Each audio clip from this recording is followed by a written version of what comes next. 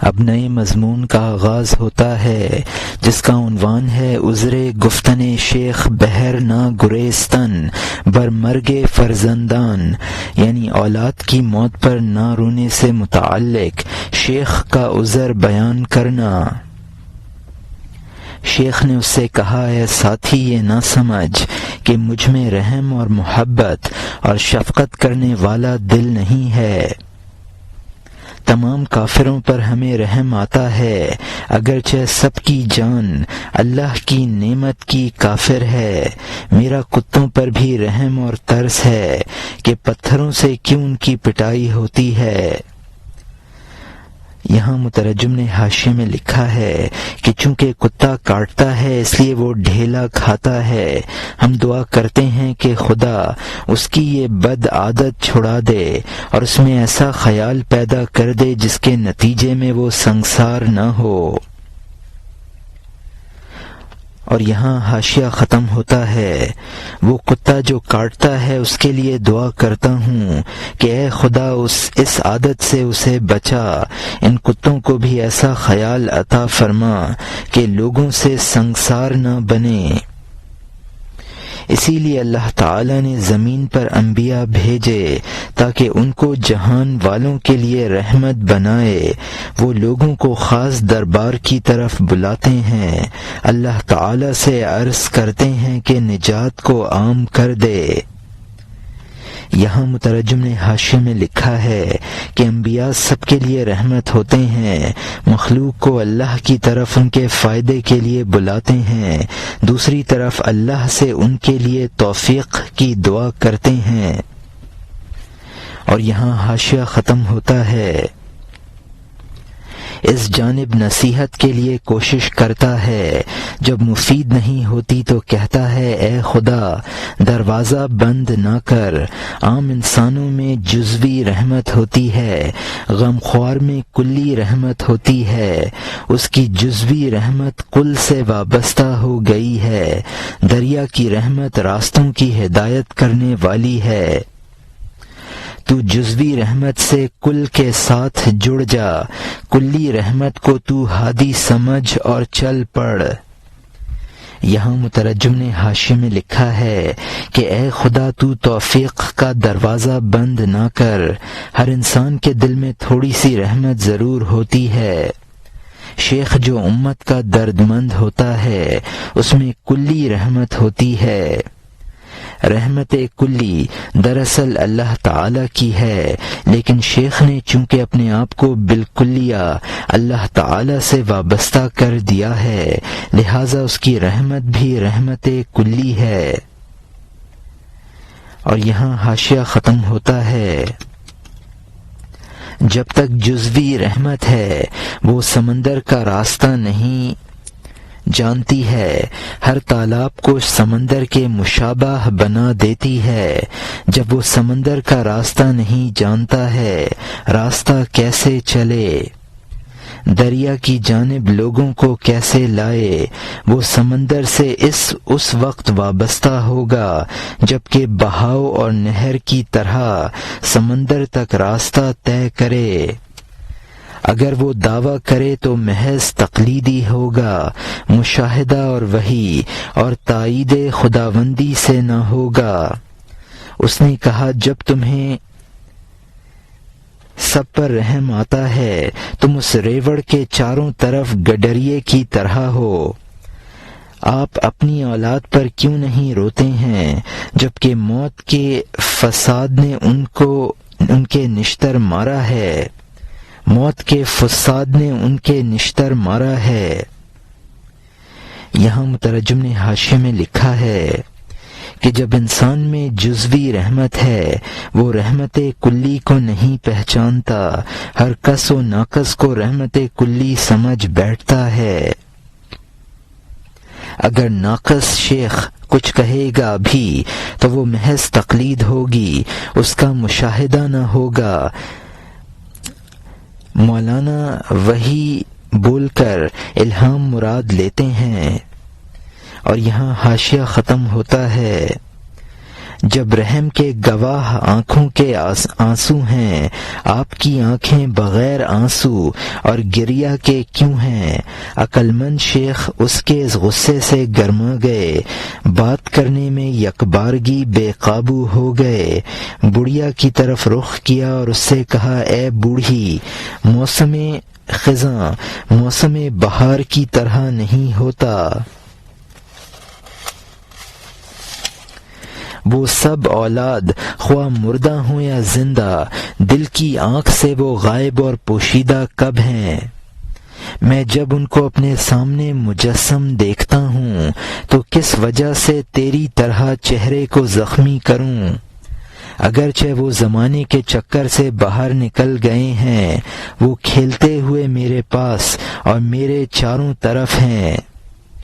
رونا تو چھوٹ جانے اور جدائی کی وجہ سے ہوتا ہے، میرا تو عزیزوں سے وصال اور معانقہ ہے۔ یہاں مترجم نے حاشیے میں لکھا ہے کہ دل کی آنکھیں مردوں اور زندوں سب کو دیکھتی ہیں، میں مردوں کو بھی مجسم اپنی نگاہوں سے دیکھتا ہوں، تو پھر نوحہ کیسے کروں؟ رونے کی وجہ ہجر و فراق ہے، جبکہ میری اولاد میرے گرد کھیل کود رہی ہے، تو پھر رونے کی کیا وجہ ہے؟ اور یہاں حاشیہ ختم ہوتا ہے، لوگ ان کو خواب میں دیکھتے ہیں، میں ان کو بیداری میں اچھی طرح دیکھتا ہوں۔ میں کبھی اپنے آپ کو اس دنیا سے غائب کر دیتا ہوں، حواس کے پتوں کو درخت سے جھاڑ دیتا ہوں۔ اے فلاں، حواس عقل کے پابند ہیں، سمجھ لے عقل روح کی پابند ہے، روح نے جکڑی ہوئی عقل کو آزاد کر دیا، الجھے ہوئے کاموں کو سلجھا دیا۔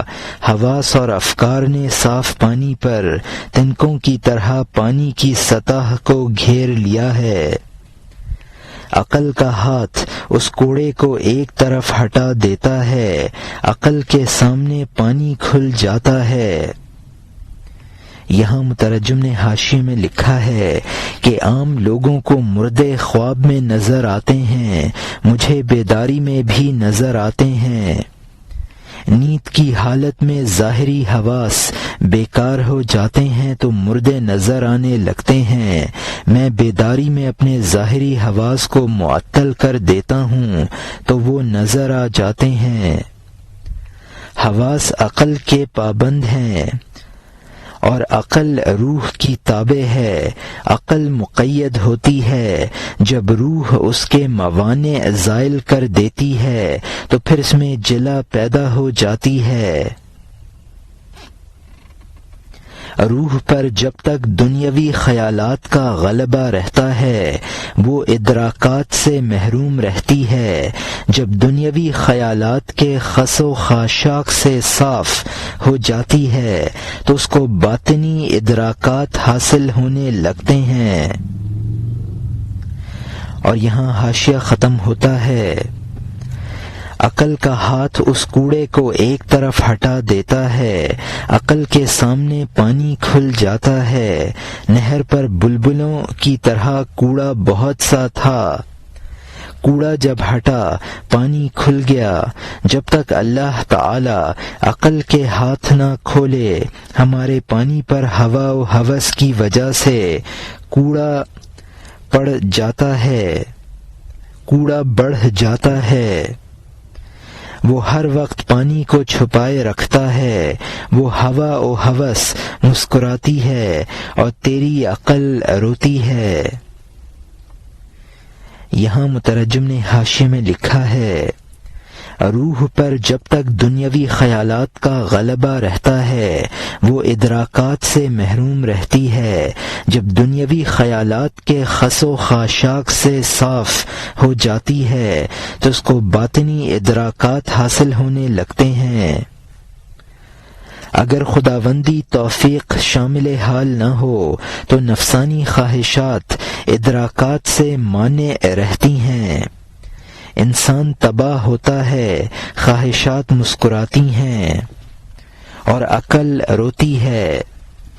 اور یہاں حاشیہ ختم ہوتا ہے، جب پرہیزگاری نے ہوا و ہوس کے دونوں ہاتھ باندھ دیے، اللہ تعالی عقل کے 2 ہاتھ کھول دیتا ہے۔ غالب حواس تیرے محکوم بن جاتے ہیں جب عقل تیری سردار اور مخدوم بن جاتی ہے۔ وہ عقل حواس کو بغیر نیند کے سلا دیتی ہے، یہاں تک کہ اندیکھی باتیں روح میں سے سر ابھارتی ہیں۔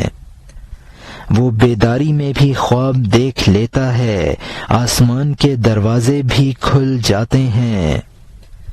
یہاں مترجم نے حاشیے میں لکھا ہے، جب انسان عقل کے تابع ہوتا ہے تو حواس ظاہری اس کے محکوم بن جاتے ہیں۔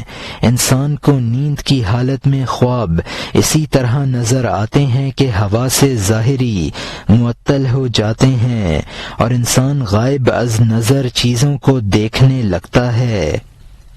پھر جب عقل کا غلبہ ہو جاتا ہے تو وہ بیداری میں بھی حواس کو معطل کر دیتی ہے اور وہ چیزیں اس کو بیداری میں نظر آنے لگتی ہیں جو کہ وہ خواب میں دیکھ سکتا ہے۔ اور یہاں حاشیہ ختم ہوتا ہے۔ اب نئے مضمون کا آغاز ہوتا ہے جس کا عنوان ہے قصہ خواندن شیخ زریر قرآن را از روی مصحف و در وقت خواندن قرآن بینا شدن باذن اللہ تعالی، یعنی ایک نابینا شیخ کا قرآن پڑھتے وقت قرآن کو دیکھ کر پڑھنا اور قرآن پڑھتے وقت اللہ تعالی کے حکم سے بینا ہو جانا۔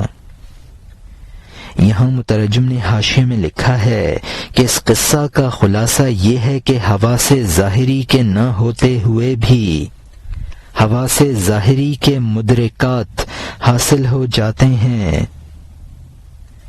اور یہاں حاشیہ ختم ہوتا ہے۔ ایک فقیر شیخ نے بغداد میں ایک نابینا پیر کے گھر میں قرآن دیکھا۔ جھلستی گرمی کے زمانے میں ان کا مہمان بن گیا۔ دونوں بزرگ چند روز کے لیے اکٹھے ہو گئے۔ اس نے دل میں کہا تعجب ہے، یہاں قرآن کیوں ہے؟ کیونکہ یہ درویش تو بالکل نابینا ہے۔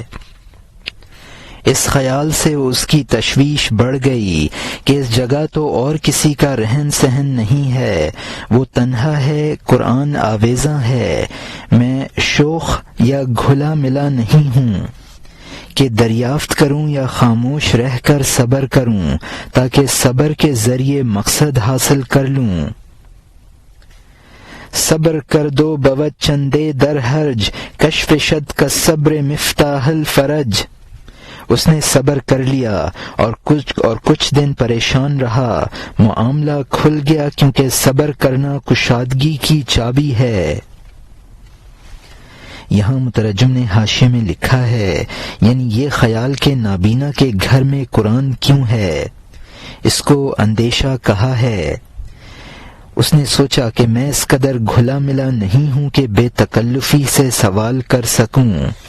اور یہاں حاشیہ ختم ہوتا ہے۔ اے بھائی، صبر خزانہ ہے، صبر کر تاکہ تو اس پرانے غم سے شفا حاصل کر لے۔ صبر کڑوا ہے، اس کا پھل شکر ہے۔ صبر ہر راز کے کھلنے کا راہبر ہے، اس کا پھل شکر ہے۔ صبر ہر راز کے کھلنے کا راہبر ہے۔ یہاں مترجم نے حاشیے میں لکھا ہے کہ اس قصے کا خلاصہ یہ ہے کہ حضرت لقمان علیہ السلام نے صبر کیا تو دل میں جو سوال پیدا ہوا تھا وہ خود بخود حل ہو گیا۔ اور یہاں حاشیہ ختم ہوتا ہے۔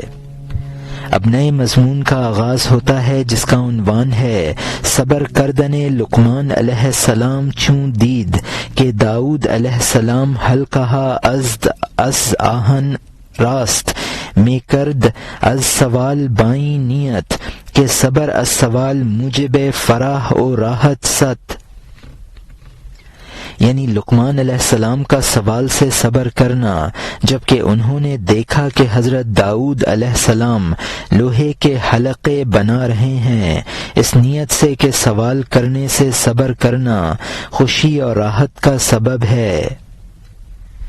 حضرت لقمان علیہ السلام داؤد نبی کے یہاں گئے، وہ سخت فولاد کے حلقے بنا رہے تھے، سب حلقوں کو ایک دوسرے میں ڈال رہے تھے۔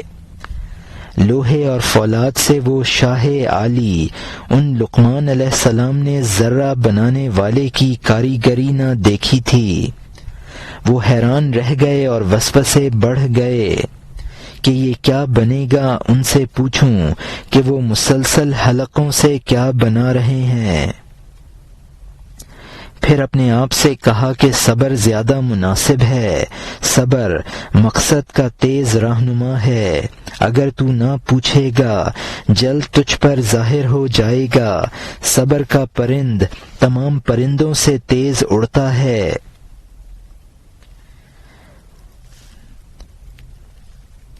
اگر تو پوچھے گا دیر میں حاصل ہوگا، تیری بے صبری سے آسان بھی مشکل ہو جائے گا۔ چونکہ لقمان اس وقت خاموش ہو گئے، وہ کام حضرت داؤد علیہ السلام کی کاریگری سے مکمل ہو گیا۔ تب انہوں نے ذرہ بنا لی اور اس کو پہنا، صابر و دانا لقمان علیہ السلام کے سامنے۔ یہاں مترجم نے حاشیے میں لکھا ہے کہ حضرت داؤد علیہ السلام ان حلقوں کو ایک دوسرے میں ڈال رہے تھے۔ بے صبری سے کام بگڑ جاتا ہے، اور یہاں حاشیہ ختم ہوتا ہے۔ فرمایا اے جوان، یہ اچھا لباس ہے، لڑائی کے میدان میں زخم کے روک کے لیے۔ لقمان علیہ السلام نے فرمایا کہ صبر اچھا ساتھی ہے، کیونکہ وہ ہر مقام پر غم کی پناہ اور دافع ہے۔ اے فلاں، صبر کو حق کا ساتھی بنایا ہے، ہوش سے والعصر کا آخر پڑھ لے۔ اللہ تعالی نے لاکھوں کیمیائیں پیدا کی ہیں، صبر جیسی کیمیا آدم علیہ السلام نے نہیں دیکھی ہے۔ یہاں مترجم نے حاشیے میں لکھا ہے کہ والعصر اس سورہ کے آخر میں وتواصوا بالحق وتواصوا بالصبر آیا ہے۔ انہوں نے باہمی حق کی وصیت کی اور صبر کی وصیت کی، یعنی اس سے معلوم ہوا کہ صبر کی نگہداشت ایسی ہی ضروری ہے جیسی کہ حق کی نگہداشت ضروری ہے۔ کیمیا تانبے کی حقیقت کو بدل دیتی ہے، اسی طرح صبر مصائب کو راحتوں میں تبدیل کر دیتا ہے۔ اور یہاں حاشیہ ختم ہوتا ہے۔ اب نئے مضمون کا آغاز ہوتا ہے جس کا عنوان ہے بقیہ قصہ نابینا و مصحف خواندن آں بنظر، یعنی نابینا اور اس کے دیکھ کر قرآن پڑھنے کے قصے کا بقیہ۔ مہمان شخص نے صبر کیا اور اچانک اس پر مشکل کا حال فوراً کھل گیا۔ آدھی رات کو قرآن کی آواز سنی، یہ نیند سے اٹھا اور عجائب دیکھے۔ یہاں مترجم نے حاشیے میں لکھا ہے کہ وہ نابینا دیکھ کر قرآن پڑھ رہے تھے، اور جو آیت پڑھتے تھے اس پر صحیح انگلی رکھتے ہوئے پڑھتے تھے۔ ناظرہ خواں عموماً قرآن پڑھنے میں آیتوں پر انگلی رکھتے چلے جاتے ہیں، اور یہاں حاشیہ ختم ہوتا ہے۔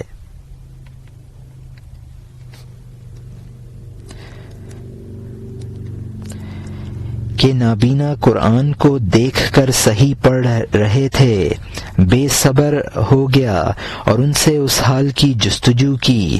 کہا جب کہ آپ نابینا ہیں، بغیر آنکھ اور روشنی کے آپ کیسے پڑھتے ہیں اور سطریں دیکھتے ہیں؟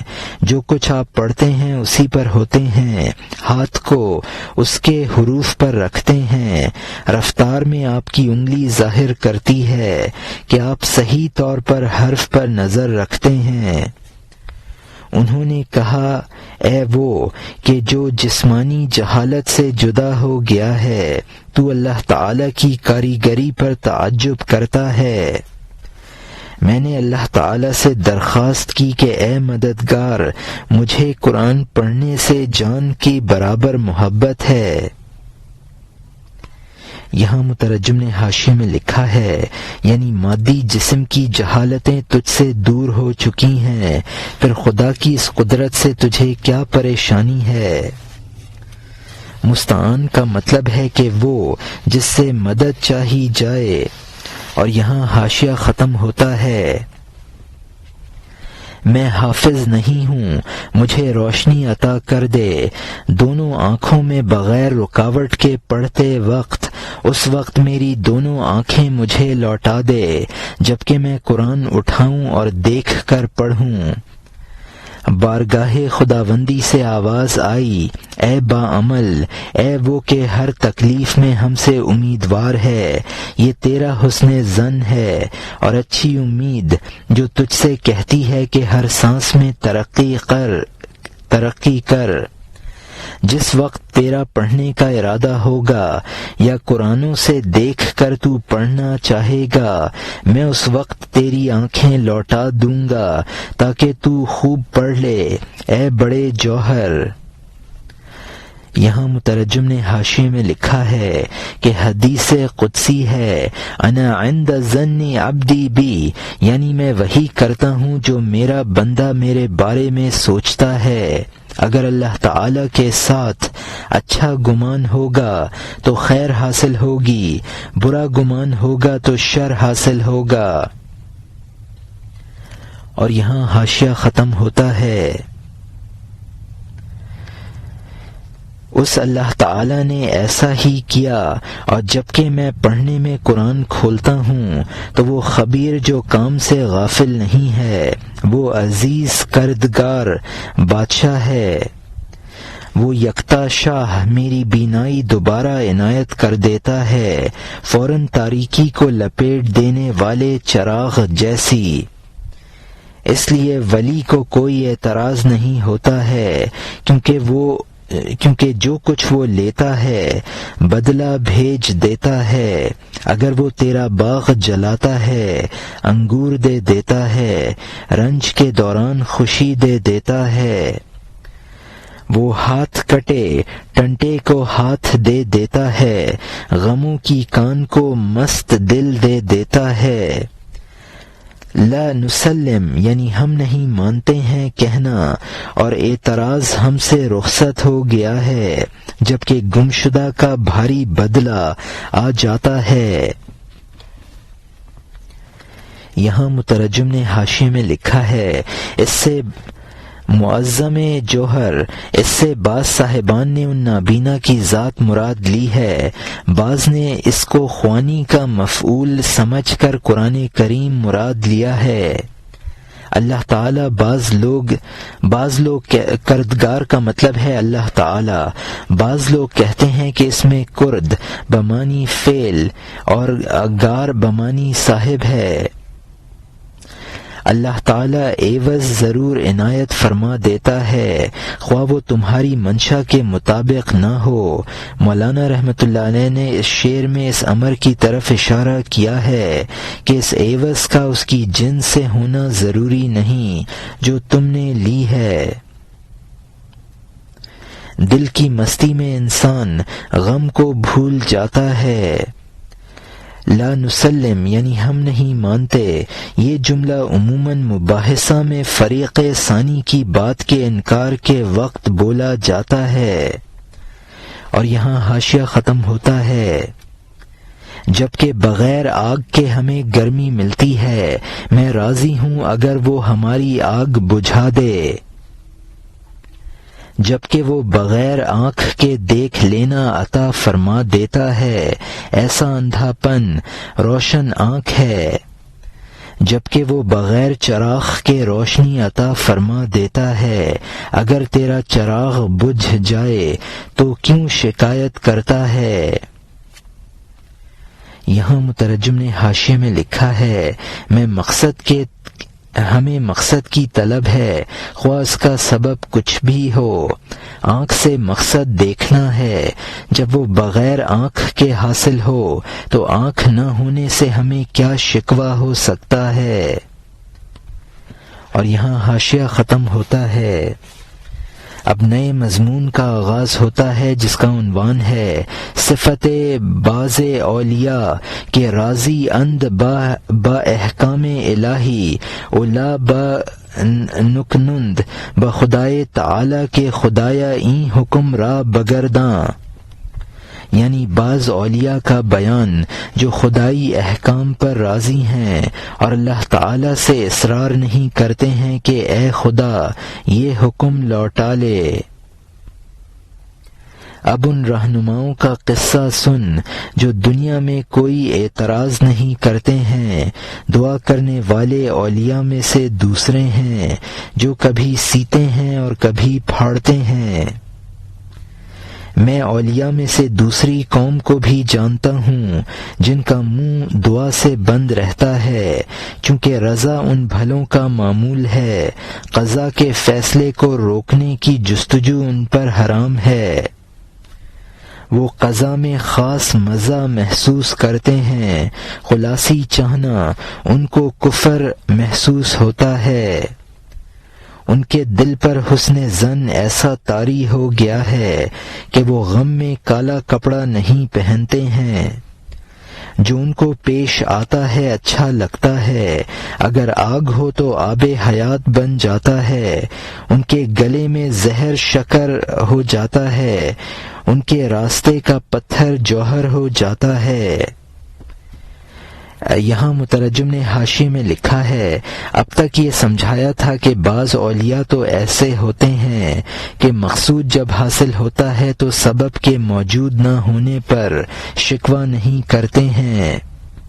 اب یہ بتاتے ہیں کہ کچھ بزرگ ایسے ہیں کہ وہ کسی حالت میں بھی شکوہ پسند نہیں کرتے ہیں اور اللہ کی قضا کے خلاف دعا کو بھی حرام سمجھتے ہیں۔ واضح رہے کہ یہ حالت مغلوب الحال اولیاء کی ہوتی ہے، ورنہ انبیاء دعائیں نہ کرتے۔ اصل کمال یہ ہے کہ راضی برضا ہوتے ہوئے دعا کی جائے۔ مصائب کو مرضی خدا سمجھ کر اس میں لذت حاصل کرتے ہیں۔ ضرب الحبیبی ذبیب، معشوق کی مار کشمش ہے، ان کا مقولہ ہوتا ہے۔ ہر تکلیف ان کے لیے باعث راحت بن جاتی ہے۔ اور یہاں حاشیہ ختم ہوتا ہے۔ ان کے لیے اچھا برا سب یکساں ہوتا ہے۔ یہ کیوں ہوتا ہے؟ اپنے حسن ظن سے ہوتا ہے۔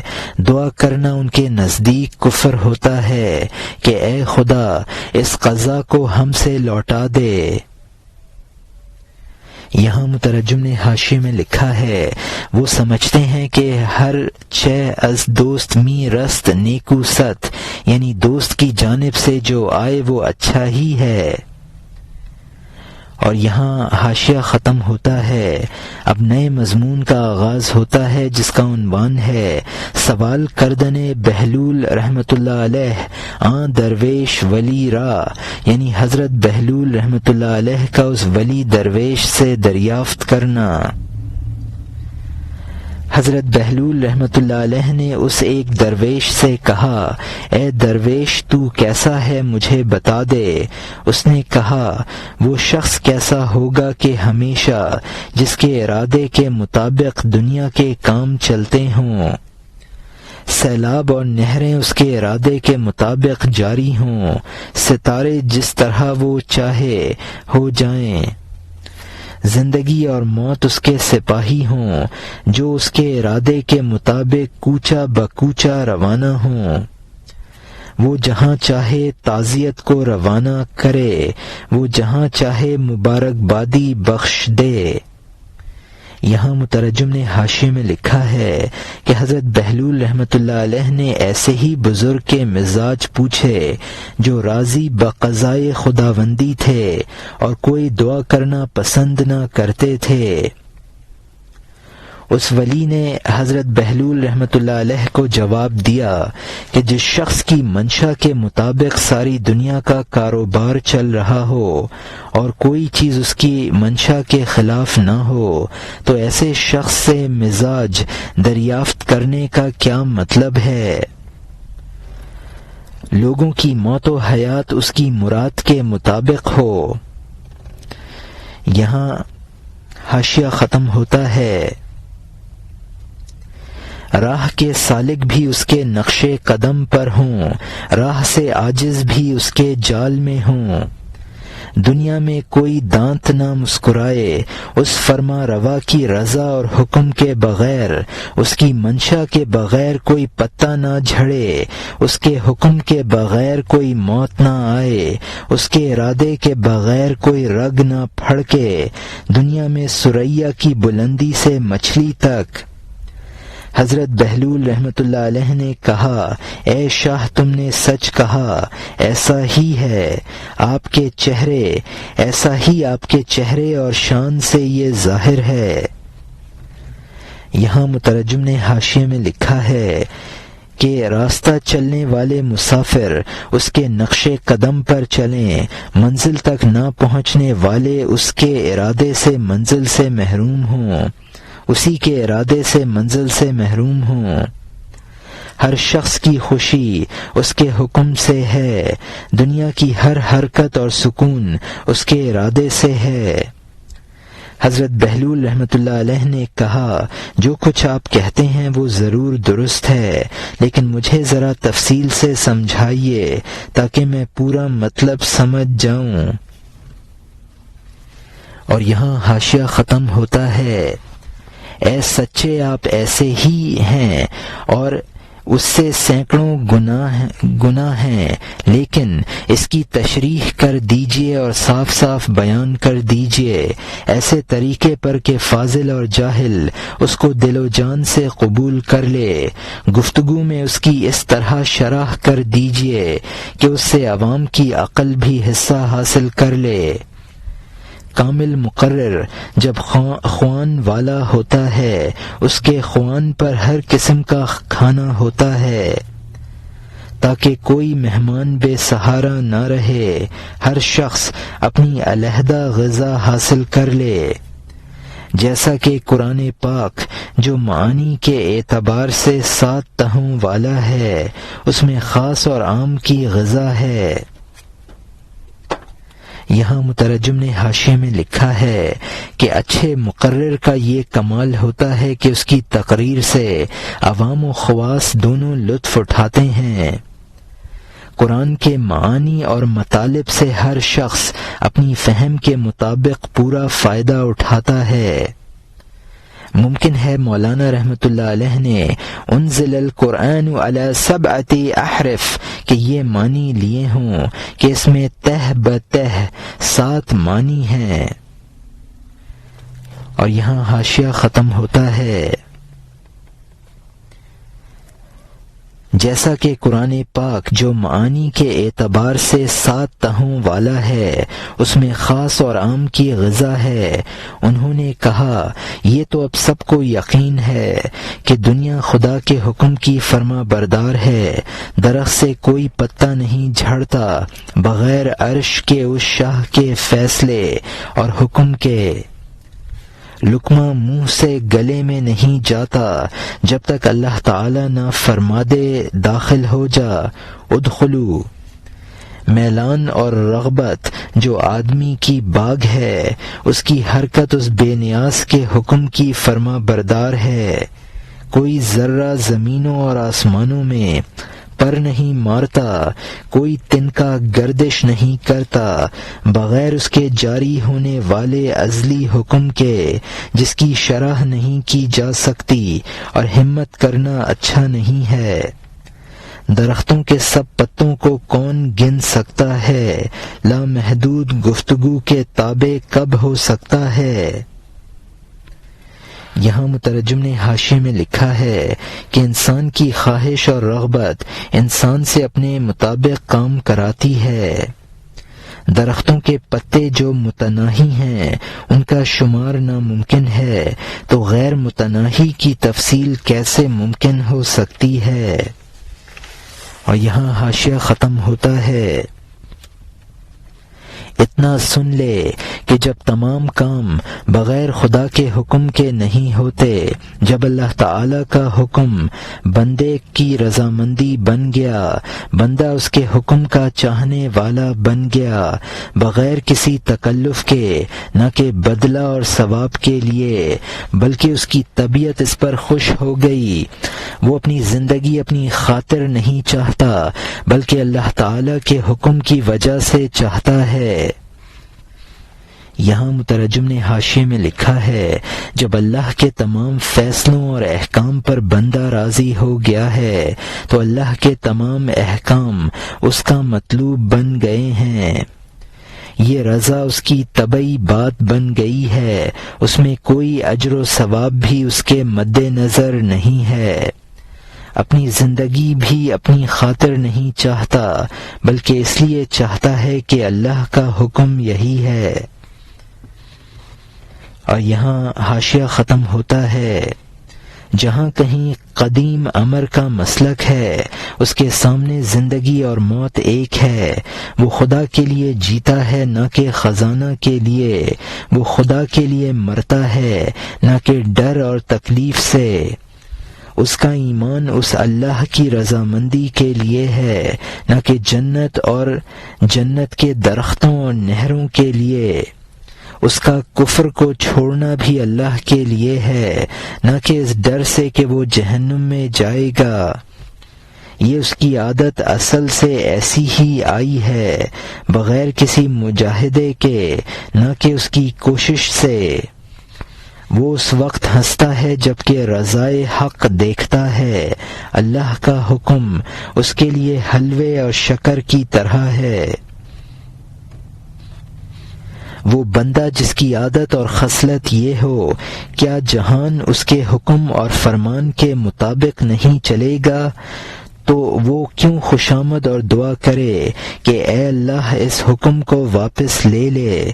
اس کی موت، اس کی اولاد کی موت اللہ کے لیے اس کے نزدیک ایسی ہے جیسا کہ منہ میں حلوہ۔ یہاں مترجم نے حاشیے میں لکھا ہے کہ جو بھی خدا کا ازلی حکم ہے وہی راستہ اس کو پسند ہے، خواہ وہ زندگی ہو یا موت۔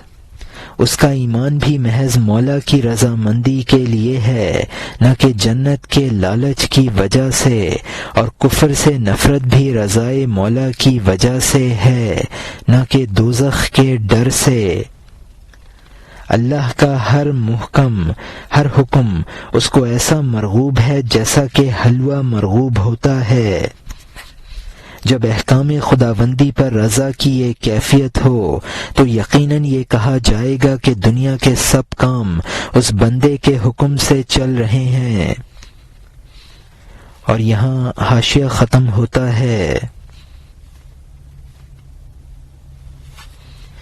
اس وفادار کے لیے اولاد کا نزع ایسا ہے جیسے مفلس بوڑھے کے لیے پھل، تو وہ کیوں دعا کرے؟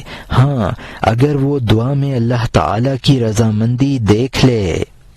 وہ سفارش اور وہ دعا اپنے اوپر رحم کے لیے نہیں کرتا ہے، وہ ہدایت یافتہ بندہ اپنے رحم کو اس نے اسی وقت پھونک دیا ہے جبکہ اس نے عشق کا چراغ روشن کیا ہے۔ عشق اس کے اوصاف کی دوزخ ہے اور اس نے اپنے اوصاف کو بالکل جلا دیا ہے۔ اے سالک، اس فرق کو کب سمجھتا ہے؟ جیسا کہ قوقی جو اس دولت میں نہ دوڑے، جیسا کہ دقوقی جو اس دولت میں نہ دوڑے۔ یہاں مترجم نے حاشیے میں لکھا ہے کہ جب دنیا کے سب کام اس کی مرضی کے مطابق ہیں تو وہ دعا اور خوشامد بے معنی چیز ہے۔ یہ شخص دعا بھی جب ہی کرتا ہے جب اس کو یہ معلوم ہو کہ مولا کی مرضی یہی ہے۔ ایسے انسان کی دعا بھی اپنے اوپر رحم کے لیے نہیں ہوتی ہے، محض خدا کی مرضی پر عمل کرنے کے لیے ہوتی ہے۔ وہ اپنے رحم سے اسی وقت دستبردار ہو گیا تھا جبکہ اس نے عشق خداوندی کا دم بھرا تھا۔ ایسا انسان اپنے تمام اوصاف اور ذاتی خواہشیں عشق کی بھٹی میں پھونک چکتا ہے۔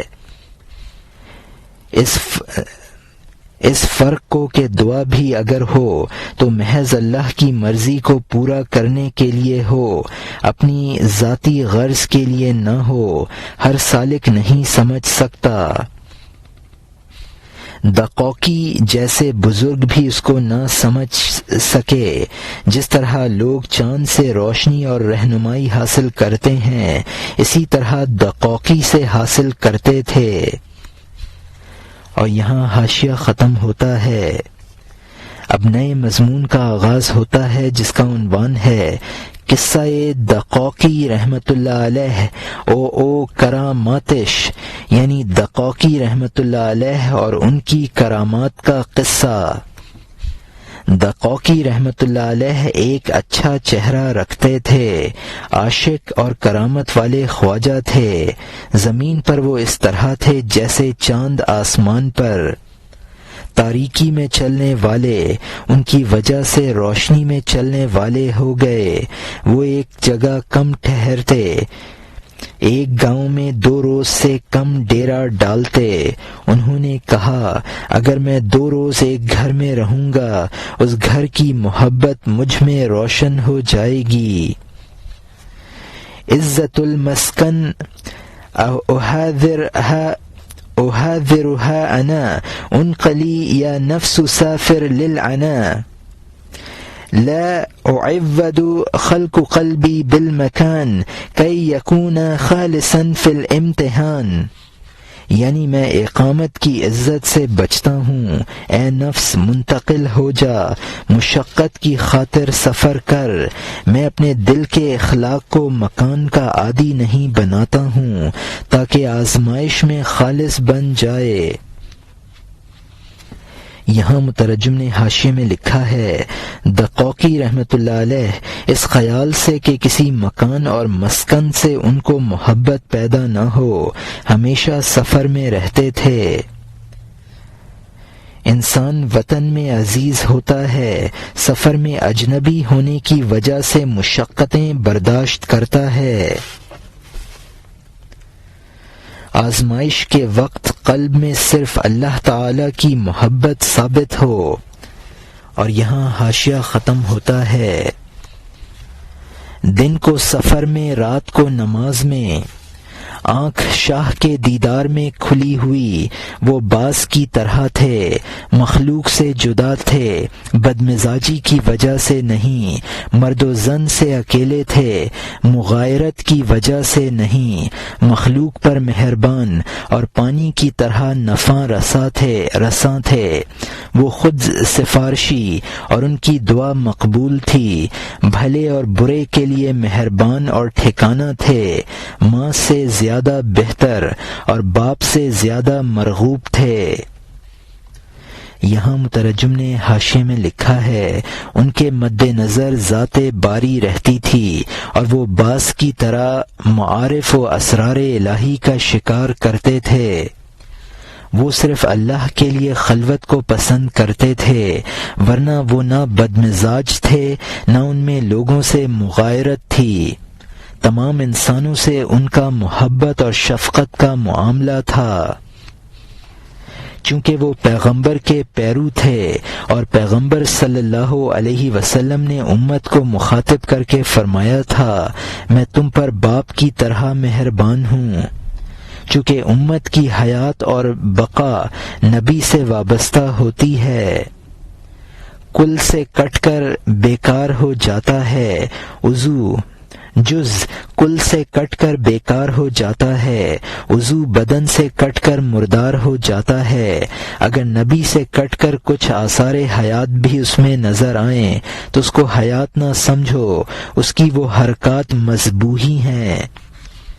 جانور کا عضو کٹ کر بھی کچھ دیر تک تڑپتا رہتا ہے اور یہاں حاشیہ ختم ہوتا ہے۔ پیغمبر صلی اللہ علیہ وسلم نے فرمایا، اے سردارو، میں تمہارے لیے باپ کی طرح مشفق اور مہربان ہوں، کیونکہ تم سب میرے اجزا ہو۔ جز کو کل سے کیوں جدا کرتے ہو؟ جز کل سے کٹا تو بیکار ہو گیا، عضو بدن سے کٹا تو مردہ ہو گیا۔ جب تک وہ عضو دوبارہ کل سے نہ جڑے مردہ رہتا ہے، اس کو جان کا پتہ نہیں رہتا۔ اگر وہ حرکت کرتا ہے تو وہ زندگی کی دلیل نہیں ہے۔ نیا کٹا ہوا عضو بھی حرکت کرتا ہے۔ اس کل کا جز اگر کٹے ایک طرف چلا جائے، یہ وہ کل نہیں ہے جو ناقص ہو جائے۔ اس سے جدا ہونا اور جڑنا بیان نہیں کیا جا سکتا۔ مثال کے لیے ایک ناقص بات کہہ دی گئی ہے۔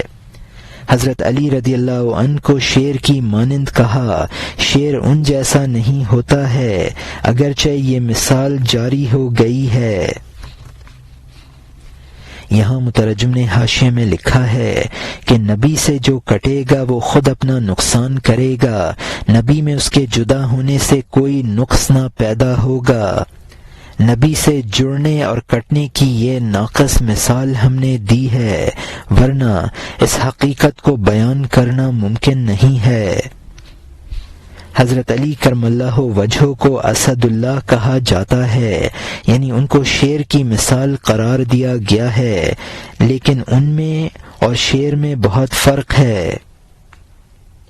مثال اور ممثل لہو میں بالکلیہ مشابہت نہیں ہوتی ہے۔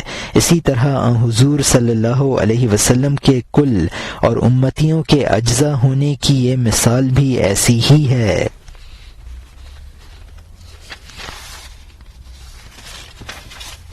اور یہاں حاشیہ ختم ہوتا ہے۔